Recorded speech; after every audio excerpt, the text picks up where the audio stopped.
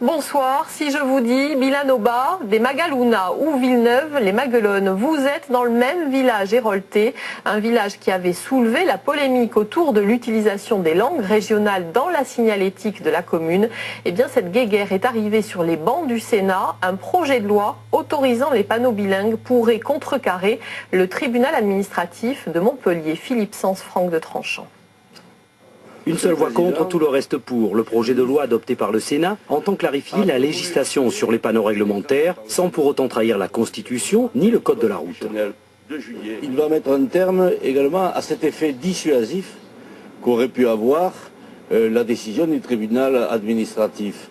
Effet dissuasif pour les communes qui souhaitent s'engager dans cette voie de la reconnaissance des langues régionales. Projet de loi soutenu aussi par le ministre de la Culture Frédéric Mitterrand. Mais à Vilanova des Magalounas, Villeneuve les Maguelones, les opposants qui ont lancé l'affaire voici quelques mois ne lâchent pas le morceau. Ils ont gagné devant le tribunal pour faire enlever les panneaux de leur commune en occitan et sont prêts à saisir aussi sur le terrain constitutionnel. L'Assemblée nationale, c'est elle qui fait les lois, ce n'est pas le Sénat. Donc la bataille continue, la victoire n'est pas acquise.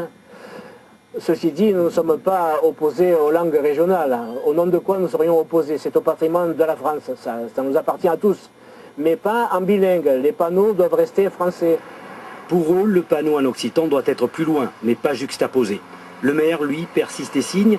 La double toponymie franco-occitane était l'une de ses promesses électorales en 2008. Il l'affiche d'ailleurs jusqu'au fronton de sa mairie. C'est qu'une étape, je vais interpeller maintenant tous les députés de France. Comme j'ai su le faire avec les sénateurs. Donc on va interpeller les députés pour qu'ils puissent inscrire cette loi maintenant rapidement et qu'enfin on retrouve la sérénité dans nos villages.